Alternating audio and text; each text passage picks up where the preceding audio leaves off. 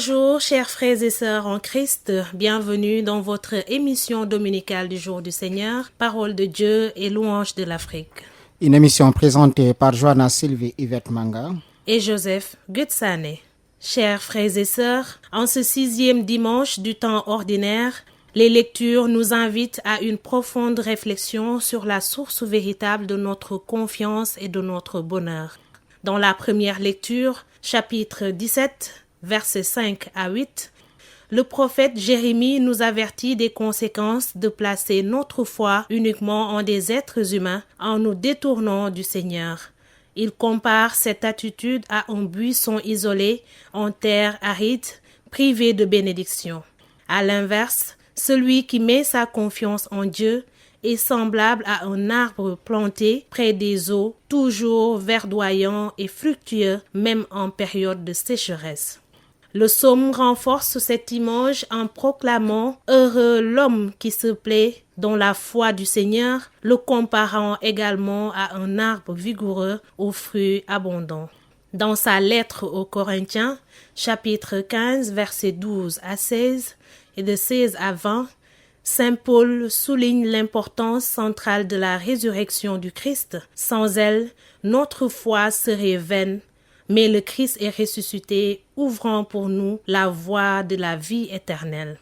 Enfin, l'Évangile selon saint Luc, chapitre 6, versets 17 à 20, 20 à 26, présente les béatitudes où Jésus déclare « Bienheureux les pauvres, les affamés, les affligés et les persécutés, car ils recevront la consolation et la récompense divine. » Il met en garde contre les dangers des richesses, de la satiété et des rires éphémères qui peuvent nous éloigner de l'essentiel. Ces textes nous appellent à examiner où nous plaçons notre confiance. Est-ce dans les sécurités passagères de ce monde ou en Dieu, source inépuisable de la vie et de joie? Choisissons de nous enraciner en lui afin de porter des fruits qui demeurent. Que cette célébration ravive en nous la foi et l'espérance et nous guide sur le chemin du véritable bonheur en Christ. Amen.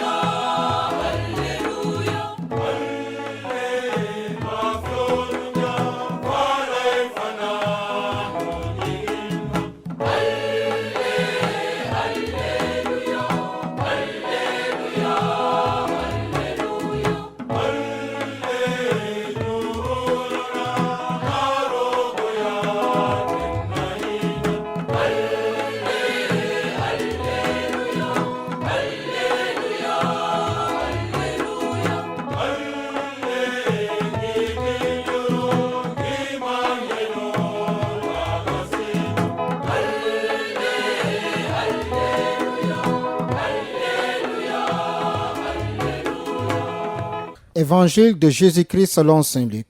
En ce temps-là, Jésus descendit de la montagne avec les 12 et s'arrêta sur un terrain plat. Il y avait là un grand nombre de ses disciples et une grande multitude de gens venus de toute la Judée, de Jérusalem et du littoral de Tyr et de Sidon. Et Jésus, levant les yeux sur ses disciples, déclara « Heureux vous les pauvres, car le royaume des cieux est à vous. Heureux vous qui avez faim maintenant, car vous serez rassasiés. Heureux vous qui pleurez maintenant, car vous rirez. Heureux êtes-vous quand les hommes vous haïssent et vous excluent, quand ils vous insultent et rejettent votre nom comme méprisable à cause du Fils de l'homme. Ce jour-là, réjouissez-vous, tressaillez de joie, car alors votre récompense est grande dans les cieux. C'est ainsi en effet que leur Père traitait les prophètes. Mais quel malheur pour vous, les riches, car vous avez votre consolation. Quel malheur pour vous qui êtes repus maintenant, car vous aurez faim. Quel malheur pour vous qui riez maintenant, car vous serez dans le deuil et vous pleurez. Quel malheur pour vous lorsque tous les hommes disent du bien de vous. C'est ainsi en effet que leur Père traitait les faux prophètes. Acclamons la parole de Dieu. Louange à toi, Seigneur.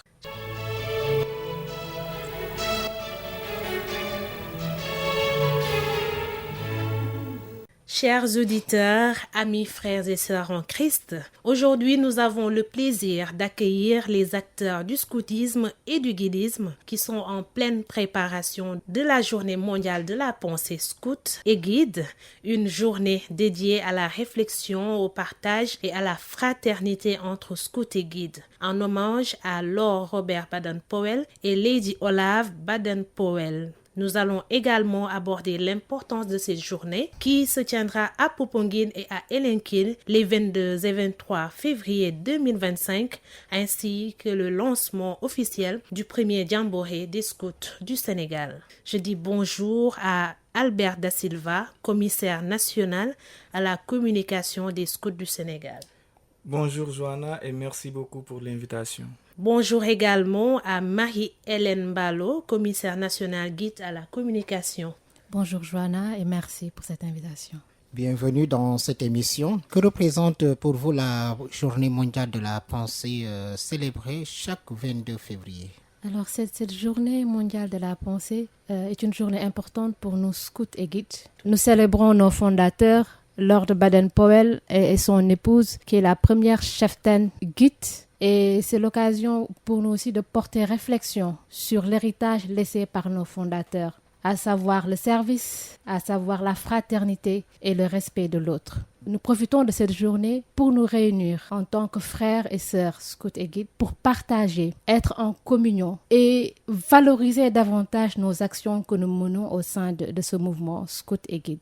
Car il faut noter, le plus souvent, nous fonctionnons de façon séparée. Donc quand je dis séparée, nous sommes présents sur l'ensemble du territoire sénégalais et chaque scout ou guide essaye à son niveau d'impacter son environnement. Et durant cette journée de la pensée, c'est l'occasion de revenir sur ses activités. C'est l'occasion d'être en communion. C'est l'occasion de partager de bons moments en tant que frères et scouts, en tant que frères et sœurs scouts et guides. Donc voilà l'essence de cette journée mondiale de la pensée qui est célébrée le 22 février. Pourquoi est-il important alors de commémorer à la fois la naissance de Lord Robert Baden-Powell et de Lady Olave Baden-Powell? Pourquoi il est important, comme je l'ai dit tout à l'heure, c'est pour nous souvenir, c'est pour revivre l'héritage que nous ont laissé nos chers fondateurs. Et c'est pour également porter une pensée sur nos frères et sœurs défunts de ce mouvement-là. Et c'est l'occasion également de revenir sur les actions que nous menons. Et c'est l'occasion de faire découvrir à la communauté ce que nous menons comme activité au sein de notre société. Albert, alors moi ma question serait de savoir, déjà cette année, vous avez choisi Popenguine pour organiser la journée mondiale de la pensée, 22 et 23 février. Êtes-vous impliqué dans cet événement et qu'attendez-vous de ce rassemblement? Alors merci pour cette question. Tout d'abord, je voudrais juste rappeler que la pensée scout et guide depuis toujours a été célébrée au niveau national. Et ça a toujours été tenu au niveau de Popenguine et de Elinkil. Pourquoi Elinkil? Parce que la Casamance est un peu éloignée des autres régions. Alors, l'association donne l'opportunité à la région scout et guide de Casamance de pouvoir célébrer cette même journée à Elinkil. Et parallèlement, il y a les autres régions qui se regrouperont à Popenguine pour vraiment pouvoir vivre cette communion et cette fraternité vraiment entre scouts et guides. Alors, nous sommes vraiment impliqués dans cette préparation car depuis des mois, nous avons débuté par des réunions préparatoires pour vraiment pouvoir d'abord mettre à l'aise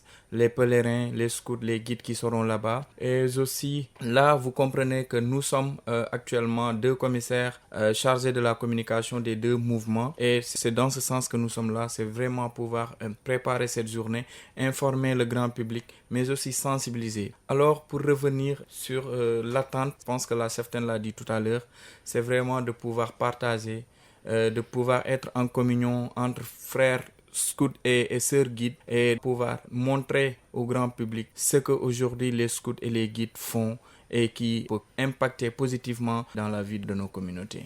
Le thème de cette édition Scout et Guide pèlerins de l'espérance vivant engagés au service de la paix, la citoyenneté et la cohésion sociale. Comment interprétez-vous ce message d'espérance et d'engagement? Oui, déjà, il faut dire que notre mouvement est un mouvement d'obédience catholique. Et au sein de l'Église, cette année, c'est une année jubilaire, c'est l'année 2025. Et la devise proposée par le pape, c'est Pèlerin d'espérance. Nous sommes basés sur cette devise-là pour proposer un thème. Et par rapport à ce thème, il faut dire que nous, membres du mouvement scout, membres du mouvement guide, nous devons être porteurs d'espérance pour notre société, pour notre jeunesse. Comment être porteur d'espérance? C'est tout simplement pouvoir agir. Et par rapport aux actions que nous allons mener, nous comptons être des artisans de paix en promouvant le dialogue, un dialogue positif, en mettant en avant le respect, l'entraide. Ensuite, l'autre aspect par rapport à la citoyenneté, nous devons être des citoyens responsables. Nous avons l'obligation de nous impliquer dans la vie sociale et politique. Ce n'est pas parce que nous sommes un mouvement d'obédience catholique qu'on doit être à l'écart de notre société, de nos réalités. Et nous mettons en avant des valeurs de justice et de cohésion sociale. Et je pense par rapport à la cohésion sociale, c'est le cœur même de notre pédagogie au sein de notre mouvement scout ou bien mouvement guide. Car la façon dont nous fonctionnons favorise cette unité-là. Donc je pense que ce thème-là invite chaque guide, bien chaque scout à œuvrer pour l'espérance par des actions, bien évidemment, des actions concrètes, en étant bâtisseur de paix, en étant citoyen responsable, en étant tout simplement acteur de la cohésion sociale. Parfaitement. Le scoutisme est avant tout une école de vie fondée sur la solidarité, comme l'a dit Cheften, le partage et le service aux autres. Quelles valeurs du scoutisme portez-vous dans votre quotidien et comment ces valeurs vous inspirent-elles à œuvrer pour un monde meilleur? Alors, c'est vraiment une question très intéressante et pertinente. Je me dis qu'aujourd'hui, en tant que scout ou bien en tant que guide, nous devons vivre pleinement ces valeurs. Si par exemple aujourd'hui, un scout ou bien une guide met en œuvre ces articles que nous avons, je pense que la personne pourra impacter son monde. Alors moi personnellement, je vis quasiment pleinement les valeurs du scoutisme. D'abord, il y a ce qu'on appelle la véracité ou bien être verdict. Je me donne à fond chaque jour de dire toujours la vérité, comme le dit notre article. Mais aussi, il y a l'autre aspect, le respect. D'abord, je me respecte moi-même et aussi je respecte les autres ainsi que leurs pensées. Nous sommes dans un monde où nous ne pouvons tous pas avoir les mêmes idées, donc il faudra aussi savoir comment respecter l'autrui. L'autre valeur aussi que moi je tiens vraiment à cœur, c'est la spiritualité. Aujourd'hui, tout être humain doit avoir une croyance. Alors, et moi personnellement, ma croyance c'est en Jésus-Christ. Aussi, de cette même manière que je crois vraiment en Jésus-Christ, je respecte aussi la croyance des autres. Donc, ce qui aujourd'hui me permet vraiment de vivre en parfaite cohésion avec les autres. Et l'autre aspect qui est très important dans le mouvement ou bien dans les mouvements scout et guide, c'est la solidarité ou bien le service de son prochain. Aujourd'hui, on ne peut pas être un scout ou bien un guide sans pouvoir accomplir ses valeurs ou bien ses pratiques. Donc, un scout ou bien une guide, c'est celui qui rend service à l'autre. Cette journée est l'occasion de réfléchir à l'impact du scoutisme dans nos vies. Alors, Maria, pouvez-vous partager une expérience personnelle ou une initiative qui vous a permis de vivre pleinement ces valeurs de fraternité et de solidarité? Donc, comme l'a dit tout à l'heure chef Albert, je pense l'expérience personnelle, cette force de caractère que nous développons. Et nous avons cette capacité de résilience qui fait qu'à chaque fois qu'on se trouve quelque part, quel que soit l'endroit, nous nous adaptons très vite. Et nous avons cet esprit de tolérance. Et je vais parler des initiatives déjà que nous menons au sein des mouvements, que ce soit le mouvement scout ou bien que le mouvement guide. Déjà, nous, en fait, nous travaillons pour notre communauté. Nous œuvrons pour notre communauté. En guise d'exemple, nous avons pas mal de projets que nous déployons au sein de notre environnement. Déjà, comme projet, il y a l'exemple, par exemple, d'Octobre Rose, durant le mois d'octobre. Cette année, nous avons pu, grâce à des partenaires et à des bonnes volontés, organiser des journées de dépistage gratuit contre le cancer du sein, le cancer du col de l'utérus. Et de ce fait, on a eu à accompagner une centaine de femmes pour faire ce dépistage-là. Autre initiative également, c'est actuellement, nous sommes un mouvement de jeunes, il faut le dire. Déjà, au niveau du guidisme, on accompagne plus de 7000 jeunes filles à travers le Sénégal. Et nous savons que notre jeunesse est une jeunesse qui est très numérique, qui sont H24, sur soit les réseaux sociaux ou bien sur d'autres plateformes. Et le projet que nous avons actuellement, c'est d'accompagner ces jeunes-là à utiliser de façon responsable l'Internet. Et ce que nous faisons, c'est que déjà, il y a des séances de sensibilisation, nous formons les jeunes que nous avons. Après, ces jeunes serviront de relais au niveau de leur communauté. Donc, si on les forme, ça veut dire qu'elles, à leur niveau, elles pourront mieux sensibiliser soit leurs camarades, que ce soit à l'école ou bien au niveau de leur quartier.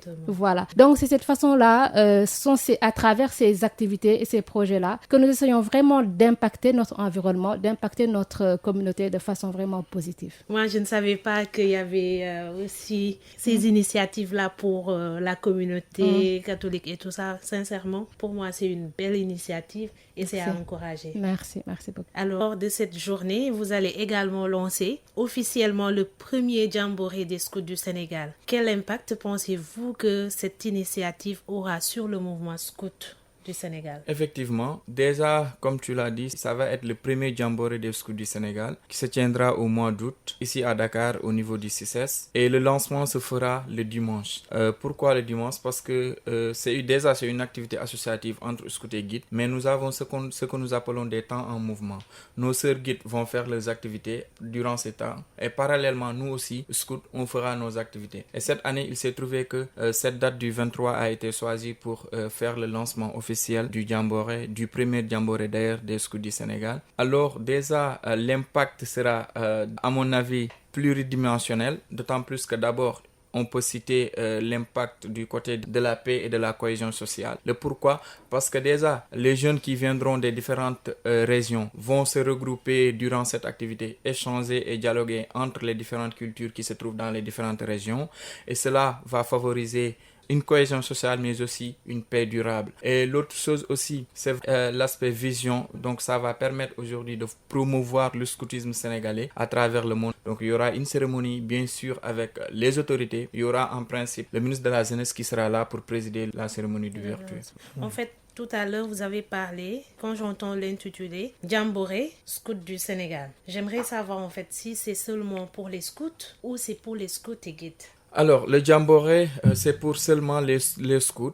Alors, c'est l'association des scouts qui porte l'élite, qui l'organise. Mais n'empêche, aujourd'hui, nous sommes une association. Et même nos sœurs guides, quand elles organisent une activité, elles nous invitent. Nous aussi, c'est la même chose. Quand nous organisons une activité, nous prenons la peine d'inviter les guides. Et donc, rassurez-vous, nos sœurs guides seront de la partie. Donc, c'est-à-dire que c'est une activité qui va regrouper tous les scouts du Sénégal, mais également toutes les guides. Voilà, donc c'est une activité qui est d'envergure internationale. Du moment où il y aura les pays de la sous-région, mais aussi les pays d'Europe et d'Asie qui seront là, et pour communier et échanger, partager aussi avec les scouts du Sénégal. Parfaitement. J'allais même vous poser cette question, j'allais demander effectivement si l'impact sera international ou seulement national. Effectivement, parce que la semaine dernière d'ailleurs, le commissaire général des scouts de la Gambie a notifié au commissaire général des scouts du Sénégal en lui disant que cette année, il n'y aura pas de camp de fin d'année au niveau de la Gambie. Donc, ce qui veut dire que tous les scouts de la Gambie qui devront organiser leur camp de fin d'année vont rallier à Dakar pour partager et fêter ensemble ce grand rassemblement. Parce qu'aujourd'hui, quand on parle de Jamboree, c'est un grand rassemblement des scouts du Sénégal. Bon, naturellement, c'est au niveau international. Et maintenant, il y a chaque ASN, c'est-à-dire Association Scoutisme National, qui fête aussi leur Jamboree. Mais malheureusement ou heureusement pour nous, le Sénégal, c'est notre premier Jamboree. Du moment où on est là depuis longtemps et on n'a pas encore fait le premier Jamboree. Et heureusement pour nous, c'est que cette année, il y aura bel et bien ce premier Jamboree des scouts du Sénégal. Pensez-vous que le partage d'expérience entre scouts et guides au niveau national et international peut contribuer à renforcer la paix et la cohésion sociale? Oui, bien entendu. Déjà, nous partageons les mêmes valeurs, les scouts et les guides. Et si nous travaillons ensemble, je dirais pas partage d'expérience. On travaille ensemble, on a l'habitude de travailler ensemble. Et quand nous travaillons ensemble, ça ne fait que renforcer ces valeurs que nous prenons là. C'est-à-dire former des jeunes qui sont engagés et qui sont responsables. Des jeunes qui savent poser des actes concrets au niveau de leur société. Et déjà, avec les projets que nous menons, tout à l'heure, chef Albert a parlé du Set Setal. donc qui a un lien avec tout ce qui est protection de l'environnement. D'ailleurs, actuellement, chez les guides, nous avons un projet sur ça, sur la protection de l'environnement. Nous menons pas mal d'activités par rapport à ce projet-là. Donc, ces actions ou bien ces projets-là que nous menons ne font qu'en fait développer cet esprit de solidarité chez nos jeunes. En plus, autre chose, actuellement, nous pouvons bénéficier de pas mal de financements ou bien de bourses pour faire voyager nos jeunes. Actuellement, chez les scouts, je pense, il y a une cheftaine qui est en déplacement, de même que chez les guides. Il y a des cheftaines qui sont en déplacement hors du Sénégal. Donc, ces déplacements, ça permet aux jeunes, en fait, de bénéficier de séminaires et d'ateliers, de bénéficier de formations sur leur leadership. Et ça va promouvoir en eux cette capacité, en fait, soit de réflexion et d'acceptation de l'autre. Donc, ça ne fait qu'en fait que renforcer ces valeurs que nous prônons. Et donc, c'est comme je disais, ces actions vont tout simplement nous permettre d'avoir une jeunesse qui est active, une jeunesse qui est tout simplement responsable, une jeunesse qui est engagée dans sa société. Il paraît qu'il y a un thème spécifique pour les guides pour la Journée mondiale de la pensée. Pouvez-vous y revenir? Voilà, pour cette journée mondiale de la pensée, donc il faut dire déjà, les guides, nous sommes affiliés à l'Association mondiale des guides et éclaireuses. Et au niveau de cette association, chaque année, elle propose des activités en lien avec la journée mondiale de la pensée. Et l'AMGE, c'est l'Association mondiale des guides et éclaireuses, cette année a proposé un thème sur notre histoire. Maintenant, nous au Sénégal, les guides du Sénégal, ce que nous faisons, c'est nous contextualisons ce thème par rapport à notre réalité. Et le thème que nous avons proposé cette année au guide du Sénégal, c'est conscient de l'héritage reçu par nos aînés. Nous, guides du Sénégal, redécouvrons le guidisme et imaginons un futur rayonnant. Donc, toutes les activités que nous allons mener, donc déjà depuis le début de ce mois de février, nous avons donné des directives aux guides qui sont au niveau des paroisses pour qu'ils essayent de mener des activités. Maintenant, lors de la journée mondiale de la pensée à Popenguine ou bien à Elinkine, ce sera l'occasion de faire une restitution ou bien de faire une synthèse sur les différentes actions menées. Maintenant, les activités qu'elles auront à faire vont être liées aux objectifs suivants, c'est-à-dire on les pousse à réfléchir sur les valeurs guides, maintenant à elles de proposer des activités en paroisse, on les pousse à évaluer l'impact du mouvement sur leur vécu quotidien et on les pousse également à mener des actions pour impacter ou améliorer leur environnement. Donc voilà, ce sont ces actions-là, ces activités-là qu'elles auront à mener et lors de la journée de la pensée, ce sera l'occasion, comme je l'ai dit tout à l'heure, de communier, de revivre, de voir l'ensemble des activités que nous avons menées. En fait, je ne sais pas si je vous ai posé la question à savoir si c'est seulement scouts et guides qui fonctionnent actuellement dans le mouvement ou des scouts et guides qui ont eu à porter le foulard. Parce que moi, j'ai fui guide. Hein? Guide un jour, guide toujours, comme on Voilà. dit. En réalité, c'est ça. Quand on est guide, c'est pour toujours. Quand on est scout, c'est pour toujours. Certes, avec les aléas de la vie, l'engagement professionnel, des fois, on est affronté à un problème de temps, de vraiment pouvoir fonctionner correctement comme on le veut. Mais dès que l'occasion se présente, une guide ou un scout, il n'hésite pas ou bien elle n'hésite pas. Donc, la journée est dédiée à tout scout et à toute guide. Même si vous voyez aujourd'hui au Sénégal, il y a ce qu'on appelle la guilde. C'est une association qui regroupe les scouts et les guides aînés.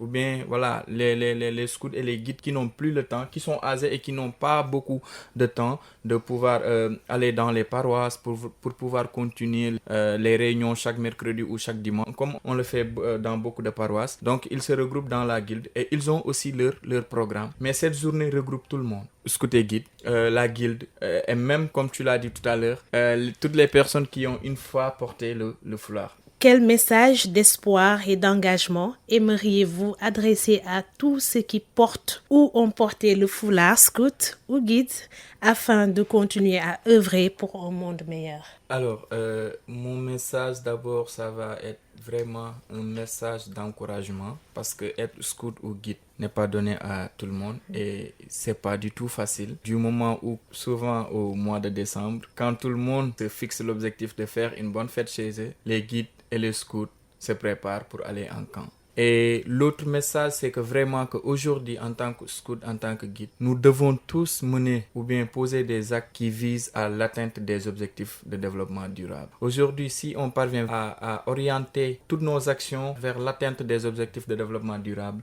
je pense que nous pourrons participer à la création d'un monde meilleur, notamment à la création d'un Sénégal meilleur. Mon message, pour résumer, ce serait un message vraiment d'encouragement, mais aussi un message de dire aux jeunes scouts, aux jeunes guides, de vraiment poser des actions qui vont à l'endroit de l'atteinte des objectifs de développement durable.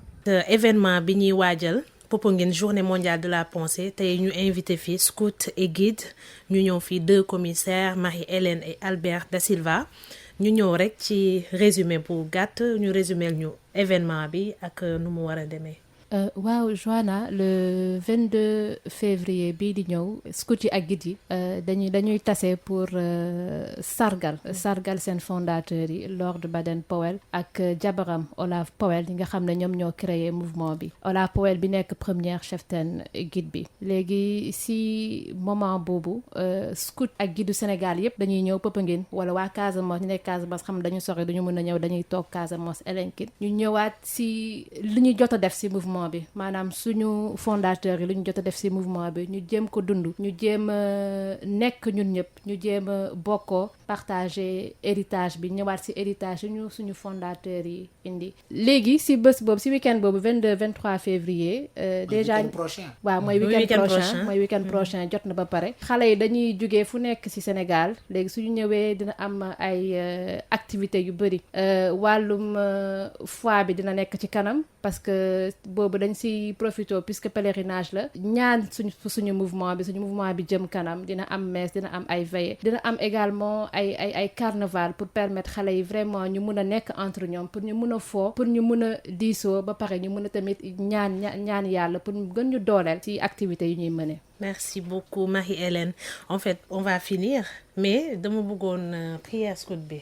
Seigneur Jésus, apprenez-nous à être généreuses, à vous servir comme vous le méritez, à donner sans compter, à combattre sans souci de blessure, à travailler sans chercher le repos, à nous dépenser sans attendre votre récompense, que celle de savoir que nous faisons votre sainte volonté. Amen. Amen.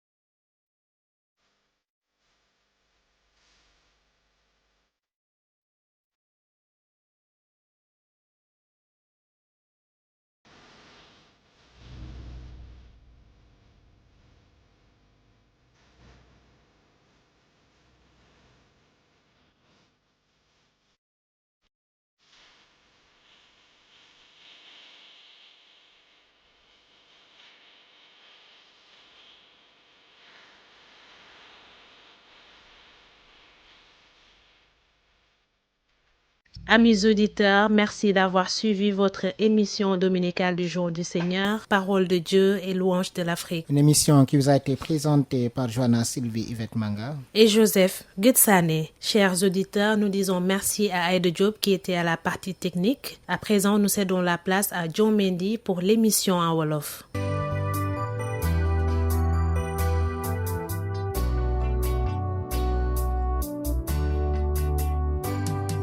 Corail, fils des mers chaudes, réalité toute silencieuse, habitant des terres fermes, irradiant tout mon être du fond de mes racines. De se rendre aux évidences, à l'indéniable, à l'indubitable, qu'elle résistera abrasive à toute vision matérialiste. et du vrai de ta vie à moi. J'entends battre le tambour et le tambourin, et du vrai de ta vie à moi.